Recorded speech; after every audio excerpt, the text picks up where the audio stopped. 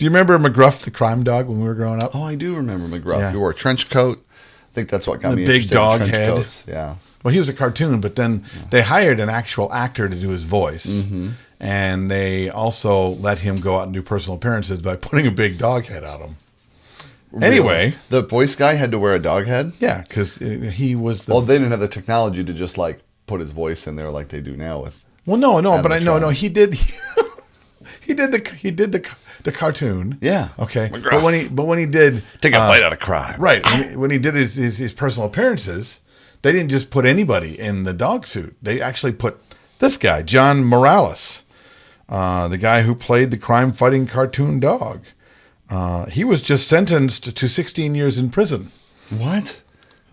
Stemming from a 2011 arrest in which police seized 1,000 marijuana plants and 27 weapons, including a grenade launcher. Oh, my God. See, now that's just not fair. This is just what he was doing to cope by having to wear a dog head. Or maybe he thought of himself as a really, really baked crime fighter. With a grenade launcher. Or no one would suspect the crime dog to have like a drug-sniffing crime dog. Well, it's probably because he's just drug-sniffing crime dog. No, he wasn't a drug sniffing. He was just the guy who told you to take a bite out of crime. Right, that's what I'm saying. He was a drug-sniffing crime dog, and he like accumulated all these marijuana. Worst part about now they're like, oh my gosh.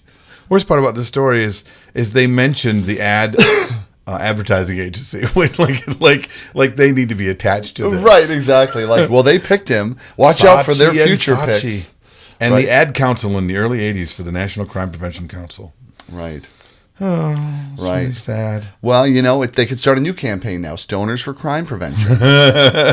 Well, how many stoners do you know, though, that actually are, criminals? Stoners they sit back and they watch other people do stuff. This may be a little stereotypical, but they're not motivated enough to go and commit crimes. Right. Well, they just really are.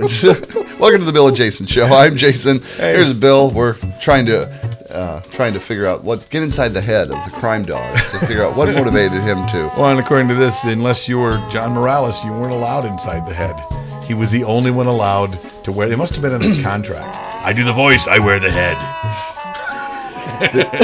This is why paradox is something that you have to come to accept, because that is definitely one of them.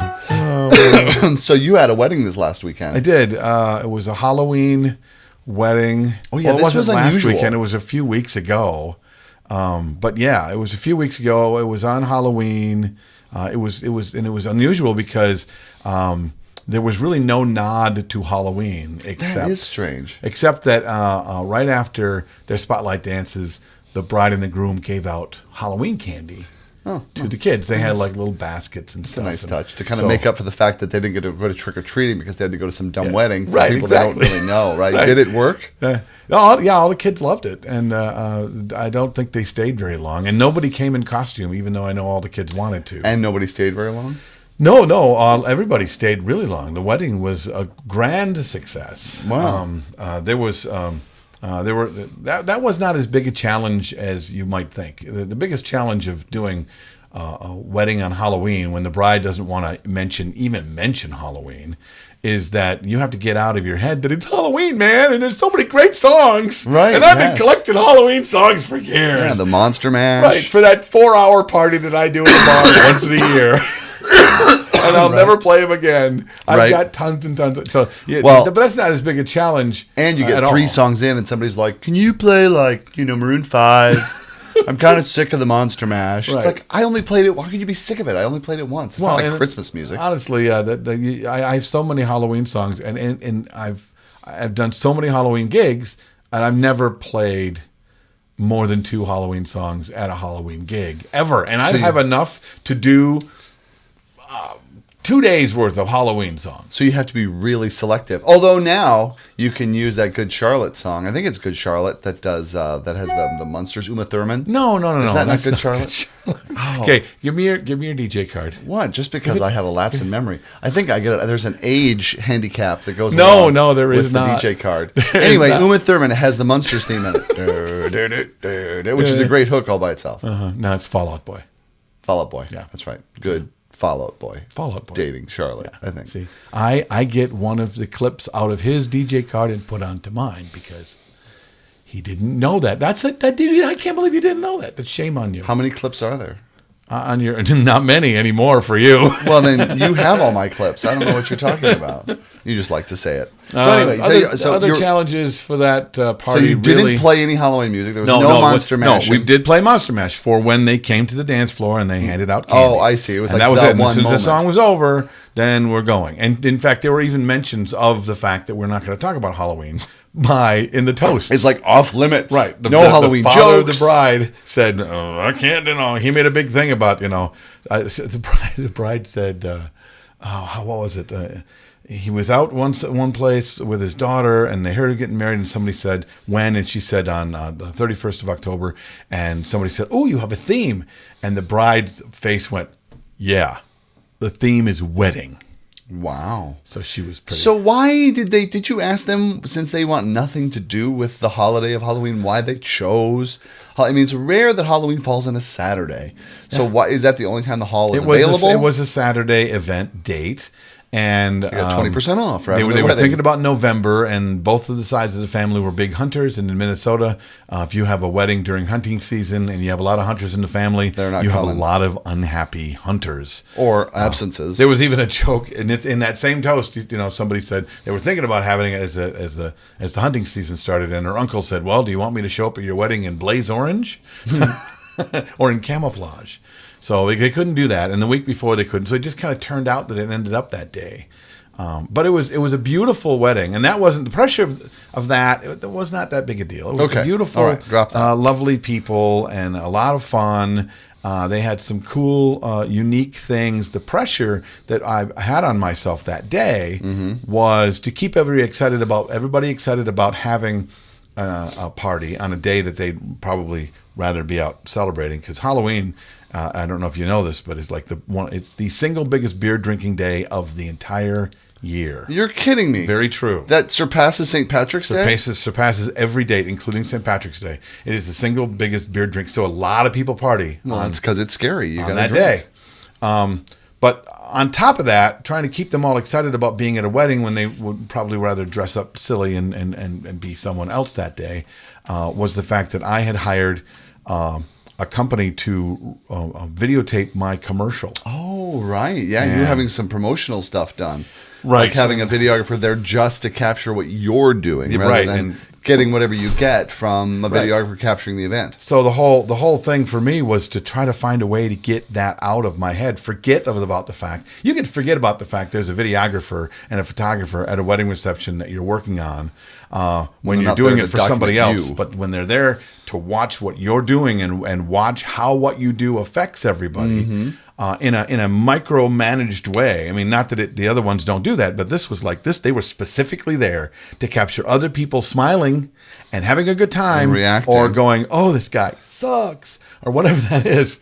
Yeah. So I had that in my head all day. So the biggest problem, the biggest challenge was to shake that off. And so how did you do that? And forget about it. Well, I began the evening with a clear and create with my assistant. What's a clear and create? Clear and create is where I take the time to look into my assistant's face, and I talk to him about what's going on in my head. So you get everything out of your head. All the yucky stuff in my head, all the worries, concerns, things that I'm feeling, things that have nothing to do with anything except that I'm just feeling a certain way. That swirl that goes on. Yeah, it's just I feel cold, or I feel upset, or I'm angry, or I'm nervous, or whatever. So I get all that stuff out. Once I get that all out, then I have a chance to just kind of realize that all of that stuff I got present to the fact that it's all gone. It's like, you know how it is when you have to, you feel bad and you talk to somebody about it, you feel better. So you get all that stuff out, you feel better because it's all gone. So then I take the time to choose how I want to be moving forward. Yeah, so that without stuff all that doesn't stuff just around. Come back and fill in the space again. Right. You actually were intentional and decide how it's going to go. Right, exactly. Right. And in the world of theater, before I learned this technique, a technique that we talk about in the entertainment experience, by the way, it would take a good 30 to 45 minutes to an hour of finding a dark, quiet, silent place to sit and meditate and breathe and just kind of ignore the outside world and all the things that seem to be affecting me, to be able to move forward in the way I want to be. Oh my gosh.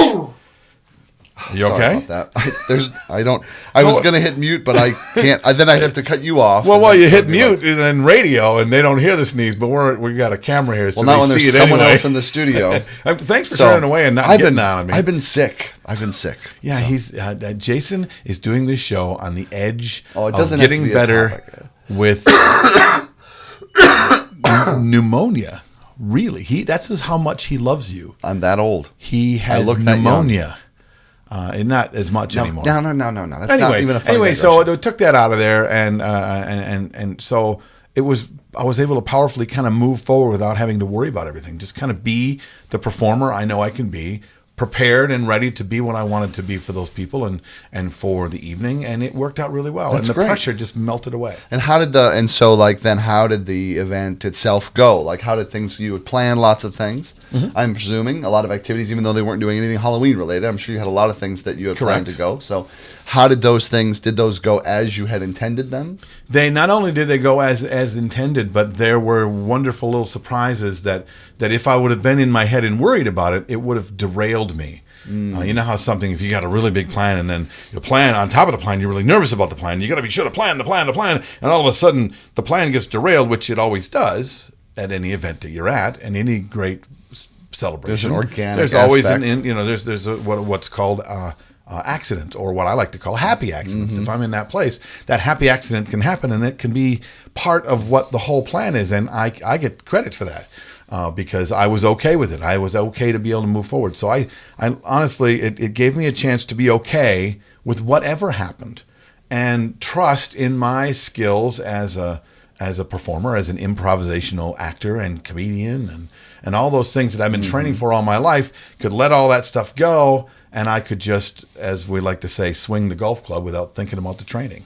Yeah. No, and that's great. And I think, like what you said, is so key to success and confidence and creating that great experience for people at events, is when you can be in the moment enough to be a part of listening to what's happening besides your part. Right. You know what I mean? Like, well, my part's done. Oh, thank goodness. Now I'm going to go back and have a Coke, and you check out from the rest of the event during that time instead of staying in it all the time to see opportunities. And everybody I talk to always wants to be, they want to be funny, or they want to bring some levity and bring some humor and things like that. And if you're really present to what's happening, it's not hard to find that. You can even call it back and get a laugh. A wedding is the easiest place in the world to get a laugh, because people want to. It's easier than a comedy club. The comedy clubs are like, all right, make me laugh, I dare you.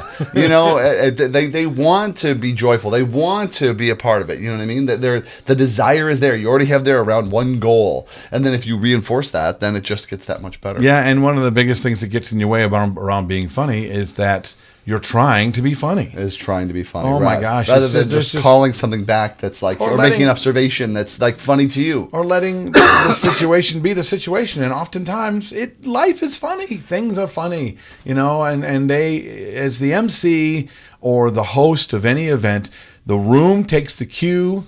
Your cue takes their cue from how you are with everything. So if you're freaked out by it, they're going to be freaked out by it. Right. If you find it amusing, they're going to find it amusing. Yeah. If you just be that it's okay that this is happening, then they are too. And I know I'm talking about some things that take some time to think about and take some training to really wrap your brain around. But really, it's as simple as being okay to be able to move forward and allowing the whole room to see that as well.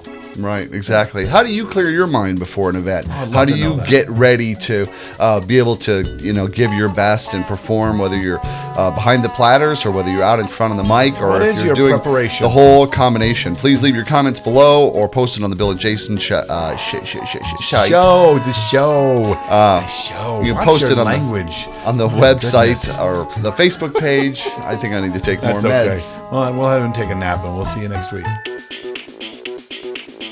Broadcasting from high atop planet Earth at a rate of 96 kilobytes sampled per second over the interweb in an effort to stop glorifying being busy. This has been an Entertainment Experience production.